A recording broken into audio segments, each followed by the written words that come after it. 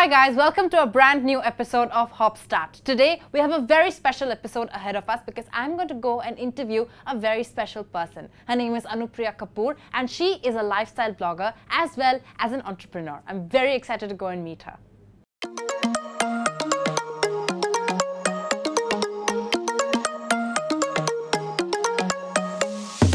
Hi, I'm Anupriya Kapoor. I'm a wellness and lifestyle blogger. I'm also a startup founder at Imbue and we make feminine hygiene products for women. Hi Anupriya, welcome to our show. Hi, Micah. Well, you are probably one of the most followed lifestyle bloggers in the city right now. And well, I mean, let's face it, it's true. And you have a beautiful feed. So tell me, how did it all start? So I started blogging and Instagramming about 3 years back. It started more as an expression because I wanted to share my life, and just slowly turned into something also which I could monetize over time. However, it started absolutely as sharing my experiences and my life and my learnings. Wow, so what was your life like before you did all this? Have you always lived in Delhi? No, I haven't. I was in the Philippines before this, and the reason I started blogging was because I wanted to share how running helped me change my lifestyle. I was dealing with postpartum depression and I wasn't working.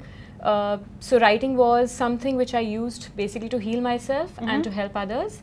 So yeah, that's how the journey started. That's how it happened. Well, what is the life like of an influencer? Because a lot of influencers today are usually freelancing, right? They just they get assignments, then they work their way through it. They have deadlines, and how does it work? I'm not sure if I'm actually okay with the word influencer itself or not. Okay. Just because you have a following, I personally don't feel that means you're an influencer. Okay. Are you actually making a difference? Are people actually following you for certain advice or for some kind of a skill set that you have? So I would like to call people either bloggers or micro bloggers or Instagrammers rather than influencers. Life is as is with everybody else. There are ups, there are downs, there is pressure, there is a lot of work pressure as well, very, very tight deadlines. But it's very interesting because you're creating something new almost every day. Okay. Yeah. So if I were to suppose, I mean, I'm using myself as an example, if I were to suppose one day decide that I would like to become a blogger or an Instagram personality, how does one start? Because, you know, everybody's flooding their Instagrams or Facebooks or social media with images and posts and videos. But how do you start, and what is it that you require to start it? Okay, I'm going to give you an answer which probably most people don't like. I get this question a lot. Yes. And I ask them why. Answer your why first. Like, actually, I attended a session by the author Chetan Bhagat. I know he's hated a lot and he's also loved a lot. The extremes, and you might wonder whether one should take advice from him or not, but trust me, that session changed my life quite a bit. Because his simple question was to a blogger was, why are you doing it? If you can answer that well to yourself, you'll be fine. So everybody who wants to be an influencer needs to know why they're doing it. Are they adding any value? Are they able to entertain people? So, you know, people come to you on social media either to seek inspiration, to entertain themselves. Yes. And if you're not, you know, offering any of these, what are you offering? Well, yeah, you need to know what you're offering to people. Yeah, and why are you doing it? Of course. Wow. And you mentioned that you are a lifestyle blogger, right? Yes. So why did you choose lifestyle blogging? So for me, it's not that I started about lifestyle blogging. I started writing about running. Even on my Instagram, it was all about running to begin with. Because, you know, in India, women are not very physically active. And since running changed my life, I thought if I share how to run, what to wear while running, which sports bra to wear, whether to run during periods or not. There's so many questions. What shoes to wear. So I had all these questions. I used to run in a regular training shoes, and I'm like, no, there's something wrong because my feet hurt. So there were so many things I learned along the way by asking questions to other runners, to more mature people, and, you know, more mature runners. And so I started compiling that and writing about it. My biggest question to you is, and to any other blogger or influencer that would be for a novice, is how is it that you monetize on posting pictures and videos?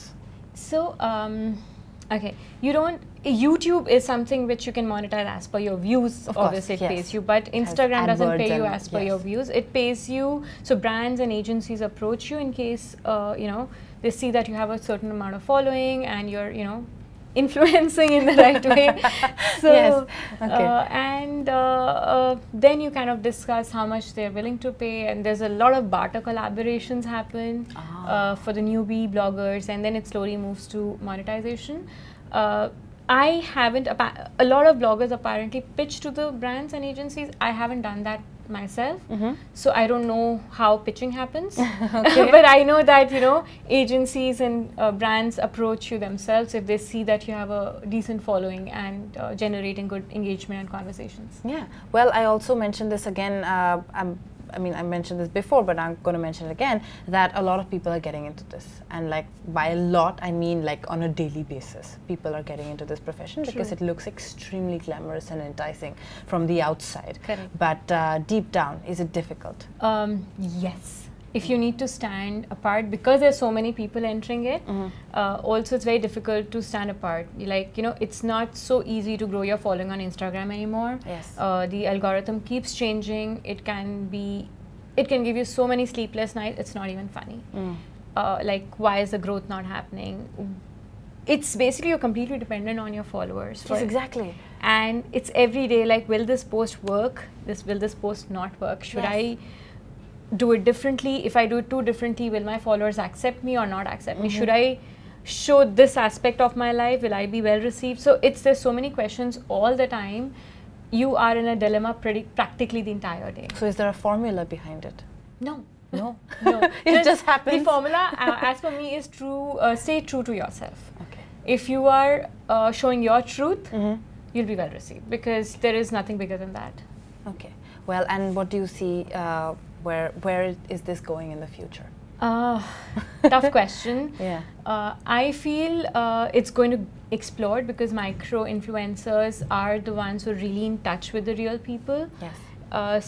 So it should grow bigger. At the same time, I feel very nervous about this industry, because there are too many people who are buying followers, they're buying engagement, they are not being true to their work. So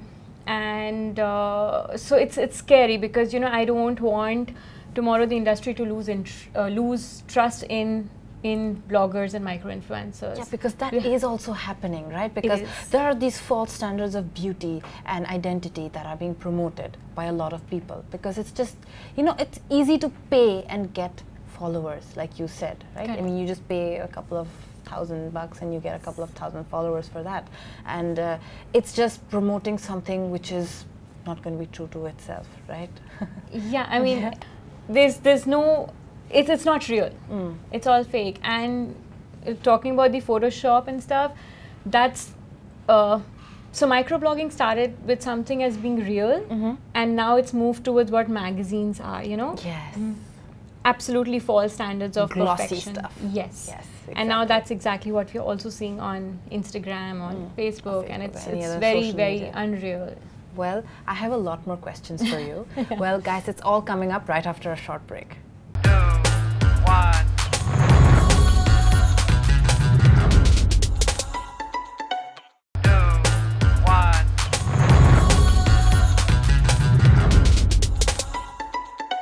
So, Anupriya, now my question to you is going to be about Imbue.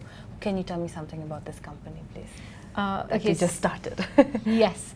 So this is like the closest thing to my heart, and in fact I would like to say that it's because of me being a blogger that this came about, and that's why I really, really believe in the power of social media. So Imbue is basically, we're a couple of people, couple of partners who started this company, and we are making intimate care products for women which are natural and which offer solutions to women. Yeah. And when did you start this? So we launched our first star product in December. Oh, wow. Which is the foam. Yes, the intimate hygiene foam. And then you have the wash. Yes, we are launching this in a couple of days. Okay. Oh, wow, you haven't launched it yet. No. Ooh, nice. Yeah, I feel privileged rather. Okay, so why did you actually decide to start a company on these lines? Because there are so many companies that are coming up with these things. Correct. Even though there are a lot of companies coming up with these things or the feminine hygiene products, the fact is we still don't have enough conversations. If you'll see, there are brands which are making an effort, and finally it's happening that we are talking, and I would still say that it's more urban, but at least the conversations toward the right things are starting because of startups, I would say. Because of startups, right? Okay, talking about startups, how many of you decided to start this company? So it started with 2 of us, and now eventually we are 4 partners. Okay, and okay, now let me just quickly jump into entrepreneurship. Well, now you're not just an influencer, sorry, a blogger. I apologize.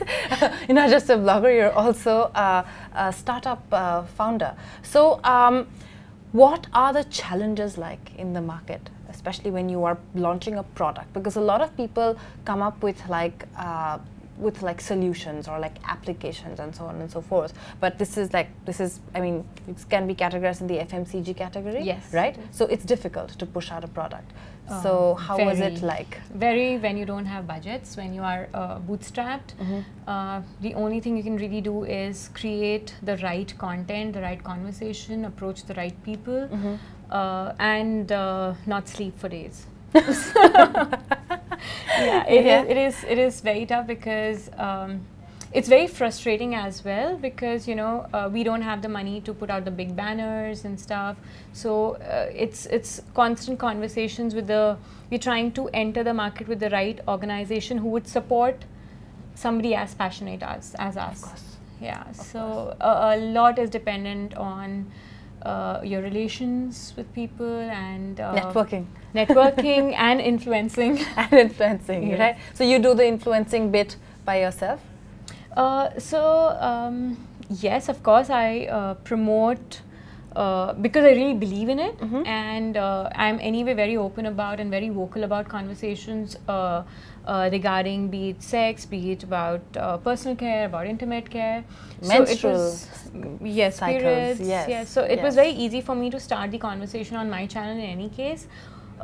Also to build a social media channel. So our Instagram is extremely open and conversational, and we're really talking about stuff which a lot of brands haven't started talking about. Do you entertain questions from people? Absolutely, we do. We have a blog as well on our website, and we're trying to actually burst also a lot of myths and a lot of misconceptions around intimate care. It needs to be, because intimate care or anything related to sex, period, or so on and so forth are tabooed, are stigmatized in society.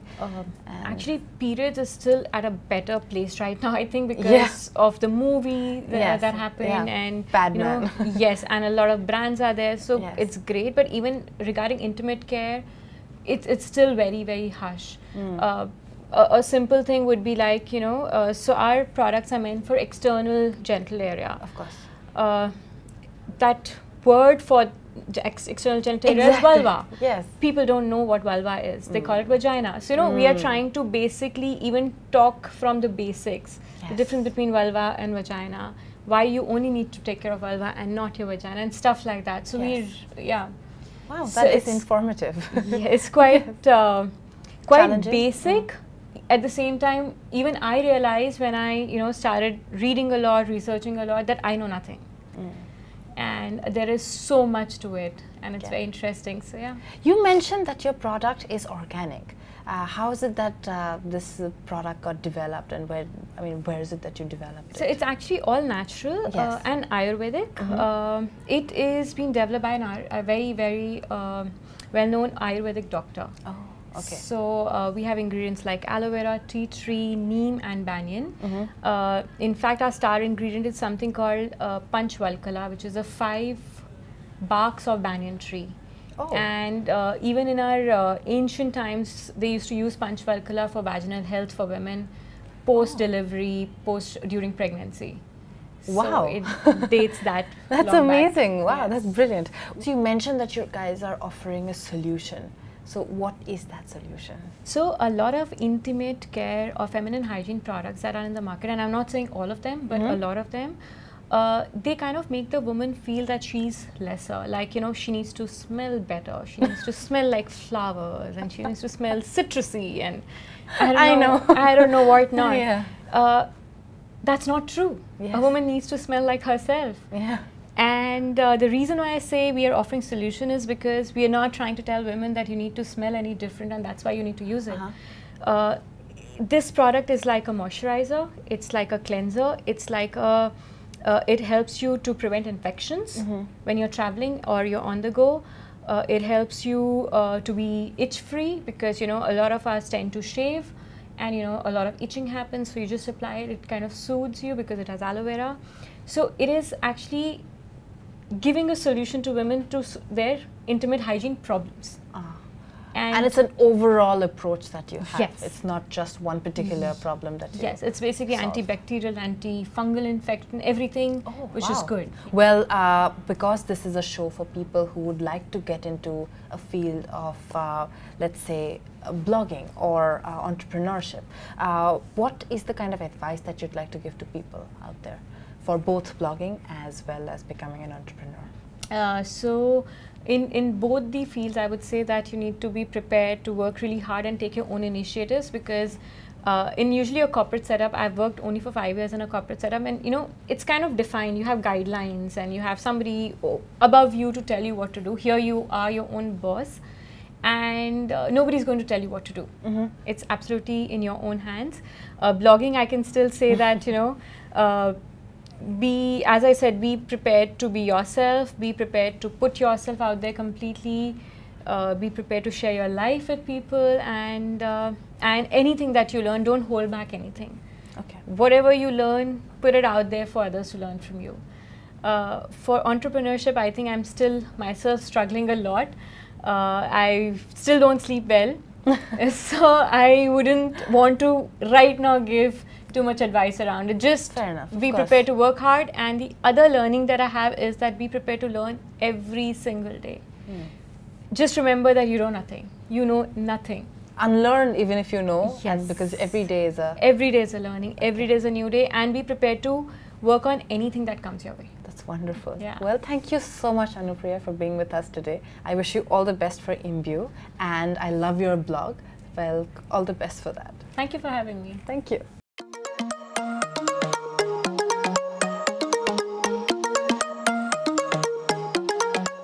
I had such an amazing chat with Anupriya about her journey as a lifestyle blogger and also a brand new entrepreneur. Well, I hope you guys liked it too. If you have any professional queries, feel free to shoot them to us and we will get them featured here on Hopstat. I'll see you all very soon, and until next time, I'm Mohika. Bye-bye.